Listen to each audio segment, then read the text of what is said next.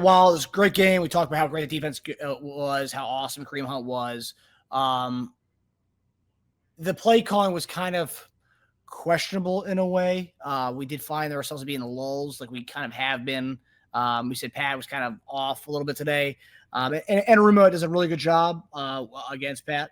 But the one thing that was kind of staggering to me of all the stats was this is the third straight game we're coming out of halftime. We start the half with a 3 and out. 3 straight games are 3 and out with our first drive after halftime. And for me, that's the more scary thing because we do have a great staff. We do have Andy Reid. We do have Mahomes. And it's like we're making adjustments in the locker room. We're not. And also, too, right before half, we get stalled out. We have to kick a field goal in the red zone. And then end of regulation, we have to kick a field goal to tie to go to overtime. We have 3 chances to score. And that's just like something we've seen all too much recently. You know, the Bills game, right before halftime, the bomb to Hollywood, we do nothing there at the 5-yard line. It's becoming a trend, which I don't really like to see, but what do you make of all that, JD, just seeing these constant lulls and also this constant stalling out at the 5-yard line, which doesn't make any sense.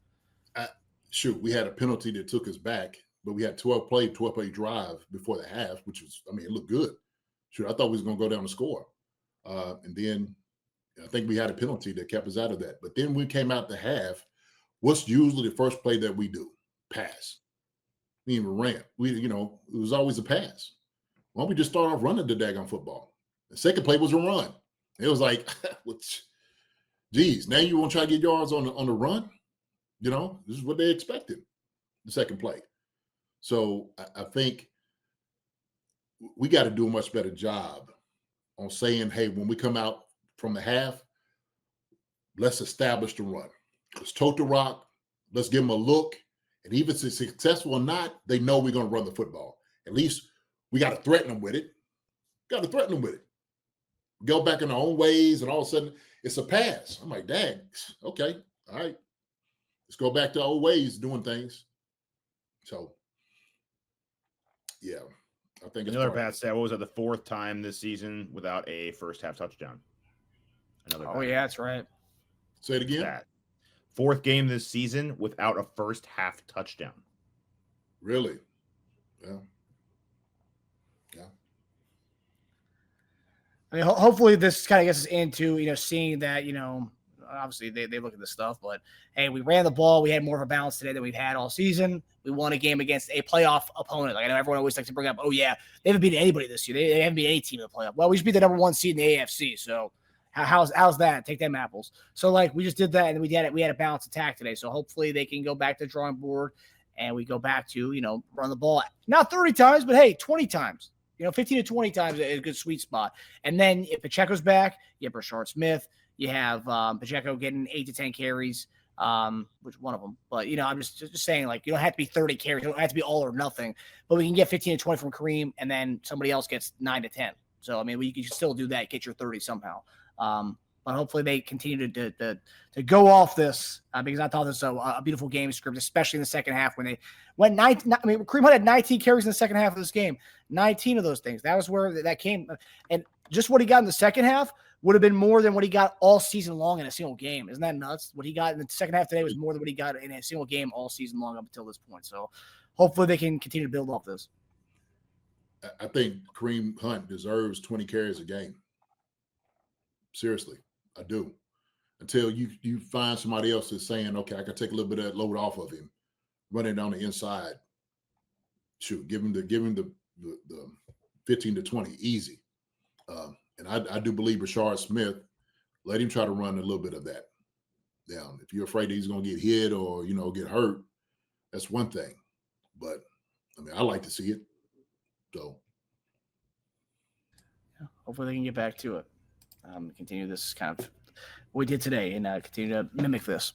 Yeah, I didn't see any news in Rashee Rice's post game. He didn't even talk about the hamstring that I saw, so that's a good sign. So maybe like a cramp, a hamstring, or something like that. Yeah, it was odd because he if your hamstring's that bad, you don't even do the running that he did after that. I'm sorry, like he was running. He did a slide and whatnot, but I don't know if you can do that kind of stuff even when your hamstring's hurt. No. Yeah. Yeah, and if your hamstrings hurt like that, it's one of those stop the game. I'm gonna walk off.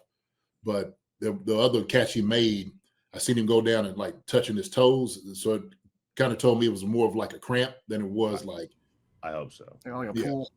Yeah, I mean, he had like 100, and you saw those yak yards and 130 in the second half. So yeah, him and Hunt are gonna be fighting over that ice bath. put both of them jokers in there at the same time. Shoot, hey, that's all right. Screw it, they deserve it. Andy Reid and Matt Nagy. So you start the game off with the RPO interception, when the RPO was kind of a big deal. Appreciate the shot. More than qualified, my good brother. I appreciate it, buddy. So you start off the game with the RPO, the interception, right? You start hand off first, and then the next play is the RPO pick. Out after that, and I know everyone's kind of pissed off, like just run the ball, just do some normal stuff, no RPOs, but that's what we're gonna do. We're gonna do. So you have the RPO. Then the next 3 possessions, you have 17 plays, 64 yards field goal, 13 plays, 48 yards field goal, and this is the one that really stuck to me. Yeah, field goal is, it is what it is. But you have the last one before halftime. You have 10 plays, 81 yards. And you get to first and goal at the 6 with 24 seconds left. Now, what we've seen the last few weeks, right? Buffalo Bills game. Just a few of these games where it comes down to the getting stopped at the 3-yard line or in the red zone and kicking a field goal.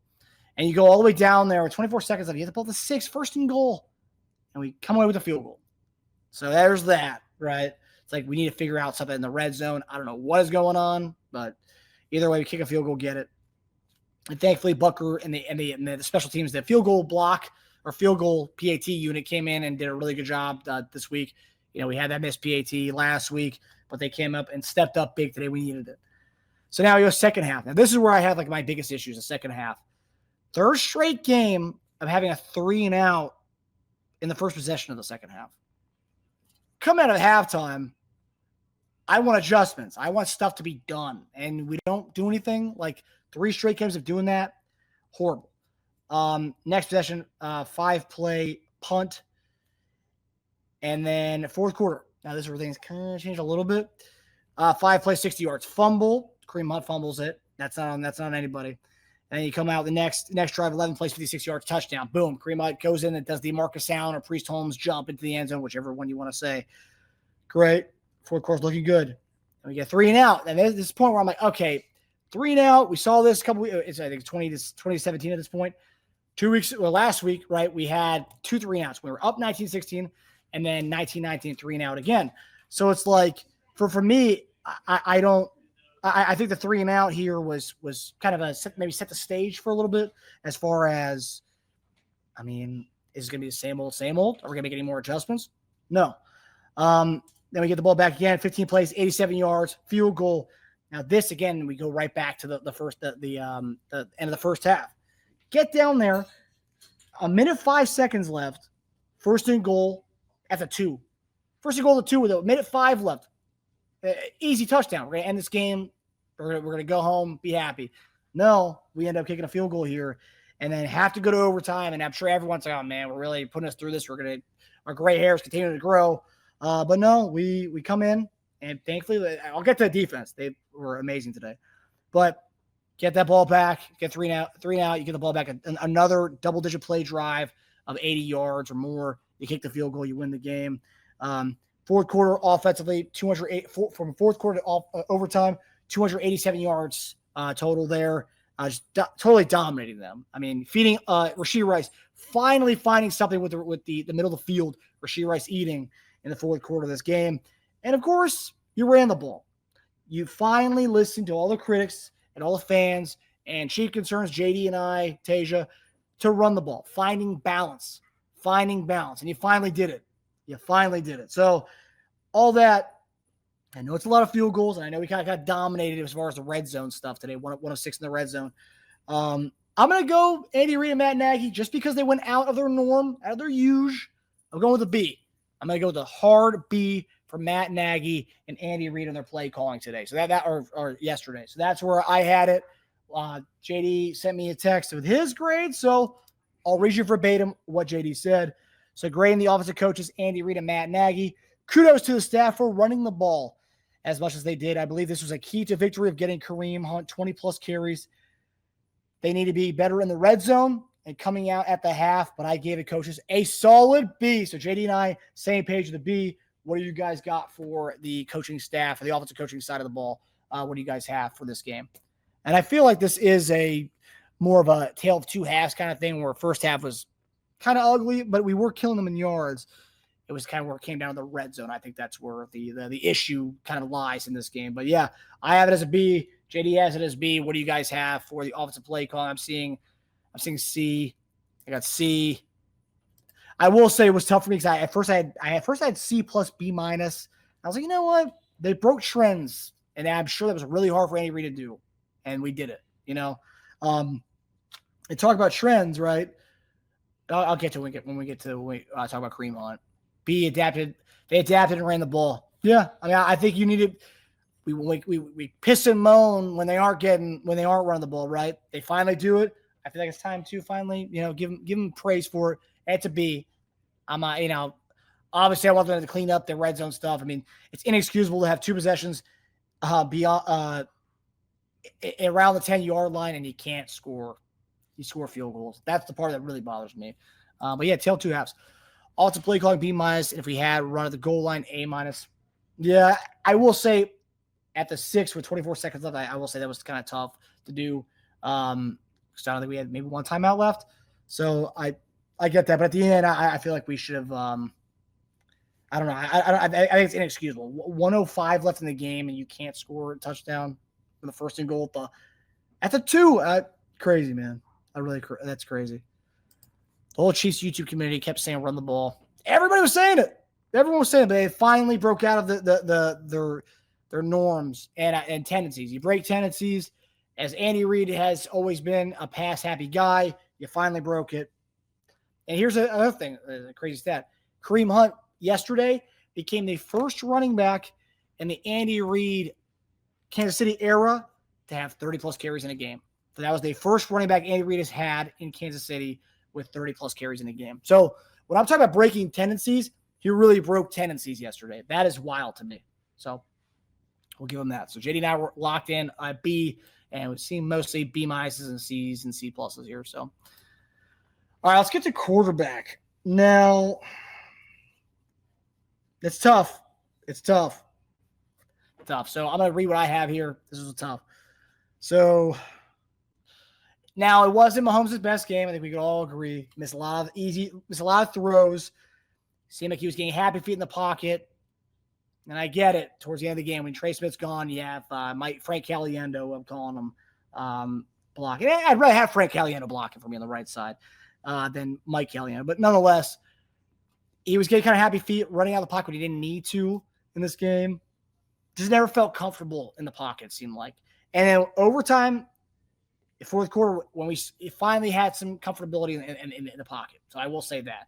Towards the end of the game, he finally, you know what? Like, you got to hone in and do it. And he looked great fourth quarter and overtime. But again, it's a tale of two different halves here. So, I'll start with the positives, right? So Mahomes is now 20-18 in games he trailed by 10-plus points, which is a 53% win percentage there. The next highest win percentage in at least 5 opportunities of being down 10-plus points in games is Tim Tebow, 5-6 in such opportunities of being trailing by 10-plus points. And, so it's a 45% win percentage. Mahomes is 53% win percentage in that. Just overall in numbers here, 8 of 17 against cover 1 for 108 yards and an interception. Obviously, the interception was the RPO pick in the beginning of the game. Did not start us off right with that. 21 of 29 for 244 yards and all other calls. 14 of 16 for 237 yards on in-breaking routes. Kind of what we talked about yesterday with the Rashee Rice, the in-breaking routes. That was kind of where the money was made. We found that out, and that was the fourth quarter overtime, which we exploited. And so another positive. So this is the most yards Mahomes threw for since October 22nd, 2023. So almost 2 years ago to the day, not 2 years ago to the day, 2 years ago in a month to the day. The most yards he's had since October 22nd, 2023. So a long time ago.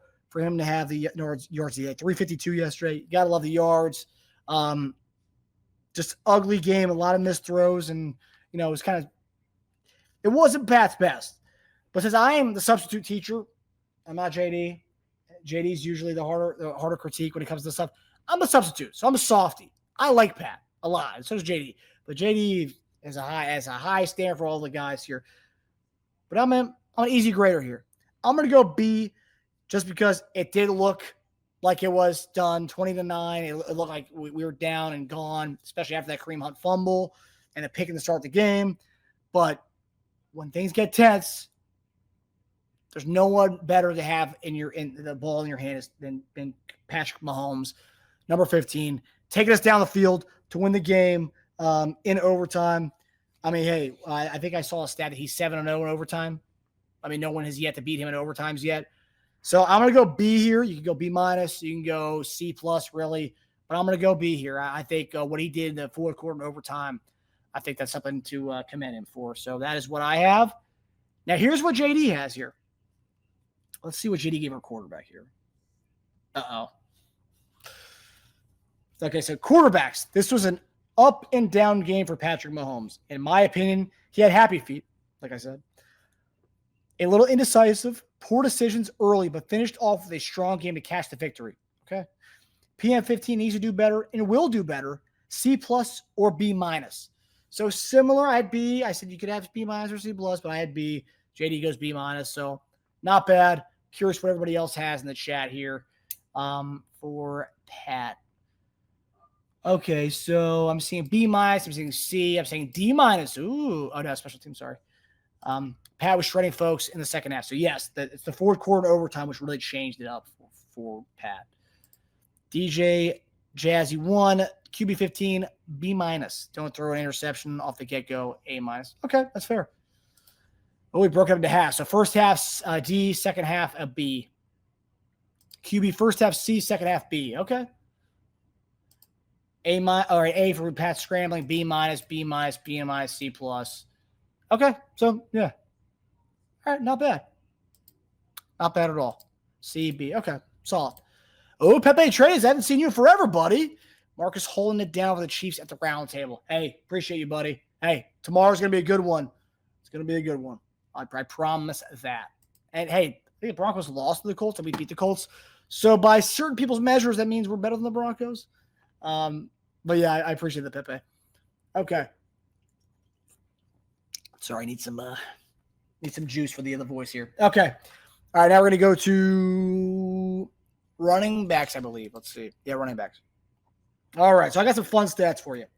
So as I mentioned, Kareem Hunt was the first running back in Andy Reid's Kansas City era to have 30-plus carries in a game. We haven't had a running back have 30-plus carries in a game since Jamal Charles, October 7th, 2012. 31 carries in that game. Yeah, 31 for 140, if you're curious on that one. First running back in Andy Reid's history to have 30-plus carries in a game. Now, that is it's pretty interesting, right? I mean, we talk about trend setting, and I got to say this, right? Kareem Hunt's 30 years old, and now a lot of people are going to be like, oh, yeah, not a lot of people there's a reason why he hasn't given out that many carries to running back, right? Not a lot of guys can do that, can take the beating that he took. And yeah, his yards per carry, 3.5 yards? Not the best. He's had better games with yards per carry than this year. But these are tough, gritty yards. Tough, man. I mean, I don't think a running back – I don't think another running back could have done that. I think Pacheco would have gotten hurt at the physicality of this game, the physicality of some of these yards, the run up the guts, some of these short yardage carries he's getting, man. I don't think most running backs would have held up. And I know people want to talk about Breece Hall. I don't think Breece Hall could have done that. There's a lot of running backs in this league who are great who couldn't have done what Kareem Hunt did yesterday. Talking about physical yards, talking about bouncing back from a fumble. I loved it. I love what I saw from the guy. And then also 3 catches, 26 yards. He could have gotten a little bit more. Mahomes didn't see him on some of the checkdowns, but he looked great, man. And I know people want to dog him because he's not the explosive running back that he once was, but I don't care what he was. I love the 29 that we have right now. I love the guy that we have in the room right now because this is, man, like this is just solid yards, positive yards. I mean, he's getting touched in the backfield. When Trey Smith goes out, that's where kind of the yards per carry probably would have been better if Mike Caliendo wasn't in there. But like, if Caliendo's not in there, I mean, this guy is probably 30 for like 115, 120. The yards per carry probably would have been better. But like, he's getting touched in the backfield on some of these carries towards the end of that game, and he was getting negative yards. Some carries probably should have got like -3 or -4 yards. He's getting -1 potentially. I mean, he's not stopping. Dude. He's relentless. I know we was talking about the hunt for Red October. We're talking about 3rd and 1, 3rd and 2, 3rd and 3. I'm calling it 3rd and hunt now. I mean, that's what it is. I mean, this is what the guy does. I mean, he's getting positive yards. He's got the juice still. He may not be exploding for 40-yard, 50-yard runs, but hey, he's going to get you 4 to 10 yards. And he had some nice runs. Was breaking 3 to 4 tackles, man. I mean, relentless. And because of him, you saw a beat up and battered Colts defense. We're sustaining these long shots. I mean, I want to talk about 15-play drive, 12-play drive, 17-play drive, 13-play drive. I mean, and these are half. I mean, we're talking about 30 carries. He's killing this defense, man. He's killing the defense yesterday. These guys, hands on hips yesterday. I mean, hey, and you can make the argument they called they wanted to get the ball to start overtime, not because they thought they could move the ball on us, because they wanted to give their defense a break because they're getting just dominated, gashed by Kareem Hunt. So, man, I love Kareem Hunt, and I know I'm maybe biased here even before this, but I'm going to give him. So I had him an A+, but he fumbled the ball. And number one thing is a ball carrier, receiver, running back, quarterback, whatever it is, you don't fumble the ball. Hey, Kareem Hunt, this is one of the best running backs as far as not being able to fumble the ball in his career. I don't think he's got many. I think he fumbled his first touch with us against the Patriots in the opening game in his rookie year. But one of his things was I don't think he ever fumbled the ball in college at Toledo. And this fumble was a rarity for him. It was a weird fumble too, like that, the way that thing kind of came out. Again, I had him an A+. He fumbled it, A-. I'm so happy. I don't know if it's sustainable to give him 30 carries a game. I believe that's why they brought in Dameon Pierce to maybe spell him a little bit if Pacheco's not coming back anytime soon.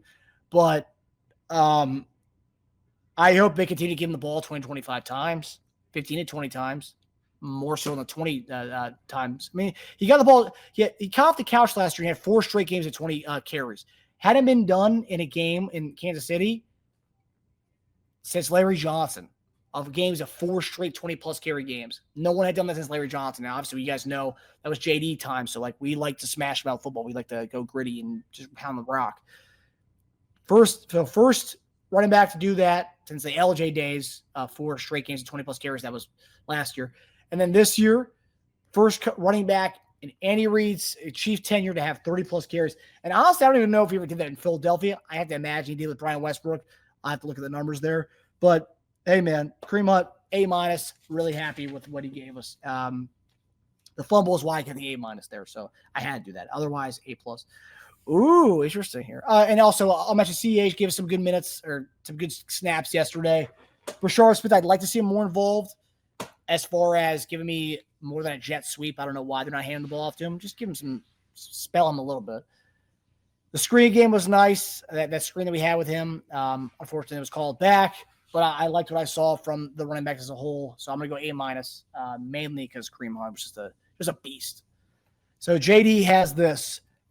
Running backs, masterful performance by Kareem Hunt. To me, Kareem Hunt was the star of the show. Rashard Smith did a good job catching the football and getting upfield. And CEH came in the game and provided a good change of pace. A solid B+. JD B+. Like I said, JD's a harsher grader than I am. I have to go A- here with Kareem Hunt. I thought giving us everything he gave us yesterday with 30 carries. I mean, they call it. There was one point where he was exhausted. They call a timeout just to give him a breather to put him back in there on a 3rd or 4th and 1 play where he was at the fullback spot and got the first down. So, like, I love it, man. Hating on Kareem Hunt is crazy. It is. Boot bandwagon. Yeah, get him out of there. Anybody who's not a Kareem Hunt guy can get out. But I think pretty much everybody on this show is a Kareem Hunt fan. So Kareem Hunt, A-. Hi, everybody. Thanks for watching. Subscribe here to get the latest from the show. Also, be sure to check out the best clips from Chief Concerns. And if you prefer to listen to the show, subscribe and follow us on Apple Podcasts, Spotify, and anywhere else you get your podcasts.